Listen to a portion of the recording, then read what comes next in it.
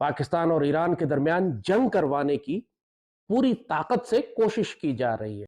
90 kilometre Pakistan की सरहद के अंदर मिसाइल से अटैक, ड्रोन से अटैक। अगर हम इस वक्त खामोश रहते हैं तो इसका मतलब है कि एक न्यू नॉर्मल सेटअप होगा। अब ईरान ने अटैक किया तो पाकिस्तान की मीडिया की जानिब से कहा जा रहा है, ब्लेम किया जा रहा है कि ये सब कुछ करवाया है इंडिया ने ईरान के थ्रू।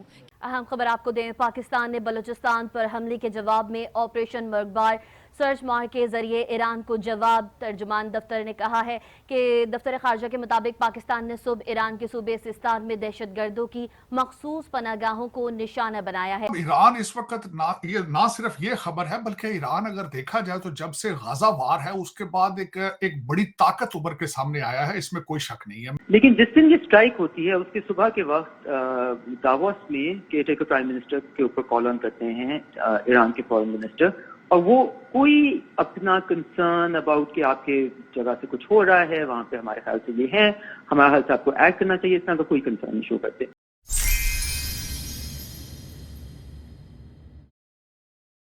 जहां तक पाकिस्तान का ताल्लुक है, हमारे बदतरीन दुश्मन दो हैं सिर्फ, एक भारत है और दूसरा इसराइल है, जो डिक्लेयर्ड एनिमीज हैं हमारे, जिन्होंने हमारे साथ हमेशा जंग की है, पाकिस्तान को तबाह करने की कोशिश की है, हमें नुकसान पहुंचाया है और पाकिस्तान हर वक्त इनके साथ हालत जंग में है। पिछले 75 साल से भारत के साथ तो हम खौफनाक जंगें लड़ चुके हैं और कोई दिन कोई वक्त ऐसा नहीं है कि जब हालत जंग में ना हो हम भारत के साथ। हमारा 1 लाख से ज्यादा पाकिस्तानी सिर्फ भारत ने पिछले 15-20 साल में शहीद करवाए हैं दहशतगर्दों के जरिए।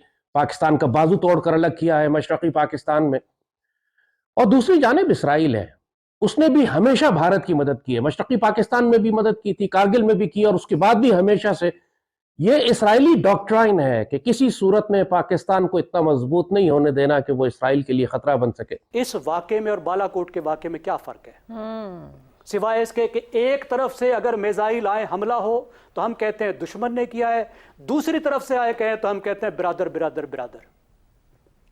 देखिए, कोई बिरादर बैनुल अक़वामी ताल्लुकात में नहीं होता, बिरादरली एक्शंस होते हैं। क्या आप समझते हैं कि इंडिया ने करवाया है और ईरान ने अगर अटैक किया है तो मुसलमान को मारने पे आ गया आज? ये तो इनकी पॉलिसी गलती है ना, फिर सारा इनकी पॉलिसी, पाकिस्तान की जो खारजा पॉलिसी है, ये तो फिर उसका ही सारा फैक्ट है ना। बात तो ये है, ये इन्हें एहतजाज करना चाहिए ना, करा तो इंडिया ही रहा है, ये तो कन्फर्म है। अगर इंडिया करवा रहा है तो तारीख में कभी हम लोगों ने उन्हें काउंटर क्यों नहीं किया कि ये लो सबूत और इंडिया ने सब कुछ करवाया? कभी सबूत भी तो देने चाहिए ना। तो ये नहीं दे सकते ना सबूत, ये बात इनके पास इतनी ताकत नहीं है।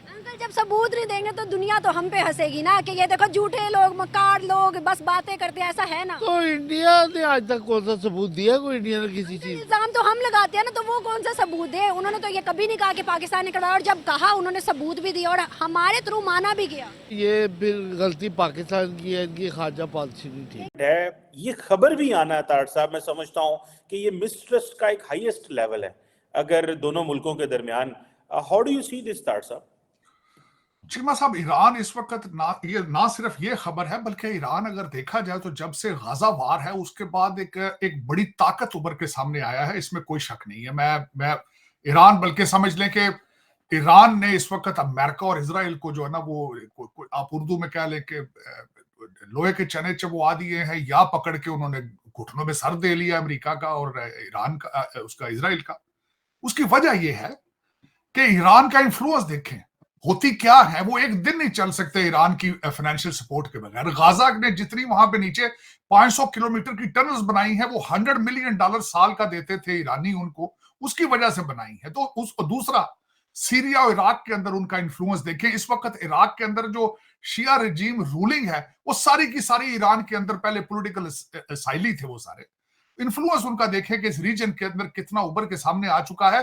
ईरान, अमेरिका जो कि अभी तक आज के दिन तक क्लेम करता है कि सोल सुपर पावर है, लेकिन डर रहा है रेड सी के अंदर, कांप रहा है उनसे, होतियों से। और होती अभी एक उनकी प्रॉक्सी है, ईरान खुद सामने नहीं है। खौफ है इस वक्त वाशिंगटन डीसी के अंदर कि कहीं ईरान ना आ जाए इसमें हमारे सामने। हालांकि वो और दूसरा मैं ये बताना चाहूंगा कि ये रिएक्शन किस चीज का है जो मैं इसको ऑब्जर्व कर रहा हूं।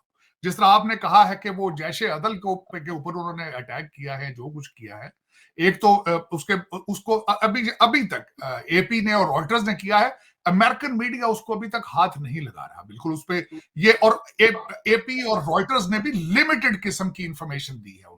उन्होंने कोई ना मिसाइल का उन्होंने बताया कि किस साख्त का बना था, किस वक्त मारा गया है, क्यों मारा गया है, वजह क्या है, जैशे अदल क्या कर रहा था जो मारा गया है। सिर्फ ये बताया गया है कि एक सुन्नी तंजीम है जो पाकिस्तान के एरिया से, बॉर्डर के पाकिस्तान वाली साइड से ऑपरेट करती है। अब उन्होंने सिर्फ ये सुन्नी एक ऑर्गेनाइजेशन को बता के उस पर चुप कर गए हैं। सवालिया निशान छोड़ दिया गया है अल्टीमेटली।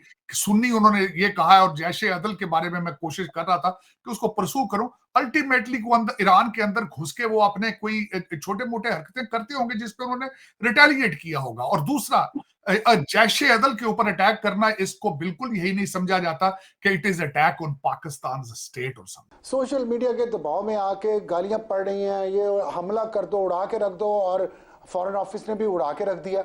ये ऐसे हुकूमतें ना चलती हैं ना ऐसे रियासतें चलती हैं। दबाव बर्दाश्त करना चाहिए, नर्व्स ऑफ स्टील होने चाहिए जो इन ओहदों पे बैठे होते हैं। ये नहीं है कि सोशल मीडिया पे दो किसी ने गालियां निकाल दी तो आप बंदूक उठा के चल पड़े लड़ाई कर रहे हैं। आप सिचुएशन देखें इस वक्त खित्ते में क्या है, पाकिस्तान में क्या है। मैं आपको थोड़ा सा टाइम इसमें मुझे चाहिए। देखिए, एस्केलेशन हुई है, मानता हूं मैं, जैगम साहब ने कहा एस्केलेशन हुई है, बिल्कुल ठीक है। ईरान का सारा कसूर है, बिल्कुल ठीक है। लेकिन एस्केलेशन को मजीद आप एस्केलेट कर देंगे तो क्या होगा? इमीडिएटली ये होगा कि गल्फ बंद हो जाएगी, पूरी दुनिया का जो तेल यहां से जा रहा है ये बंद हो जाएगा।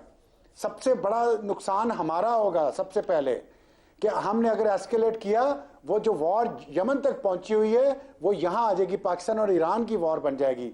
आपका ख्याल है ईरान उसका रिस्पॉन्ड नहीं करेगा? बिल्कुल करेगा। फिर उधर क्या, फिर उसका फर्क क्या पड़ेगा? उसका फर्क यह है कि अफगानिस्तान के साथ आपके ताल्लुकात ठीक नहीं है, टीटीपी वहां से आप पे हमले किए जा रही है, आप उधर उलझे हुए हैं। तीसरी तरफ क्या है? तीसरी तरफ यह है कि इंडिया के अंदर इंतखाबात हो रहे हैं। मोदी बहाना ढूंढ रहा है पाकिस्तान के साथ बॉर्डर को गर्म करने का, कोई बहाना। अगर उसने फिर बालाकोट जैसा कोई काम कर दिया, कोई फॉल्स फ्लैग ऑपरेशन कर दिया जिसकी इतलात आ रही हैं, तो आप हैं क्या, हम हैं क्या? क्या हमारे पास मईशत इतनी है बेहतर कि हम 2 दिन भी लड़ाई कर सकें? क्या हमारी ह्यूमन डेवलपमेंट इंडेक्स पे कोई ऐसा नंबर है कि हम सब कुछ बुला के तो जंग कर ले? हमारे इंतखाबात होने हैं 15 दिन बाद, हम उसमें उलझे हुए हैं कि एक जंग खोल लें बॉर्डर पे, और एक तरफ बॉर्डर पे जंग नहीं खुलेगी। ये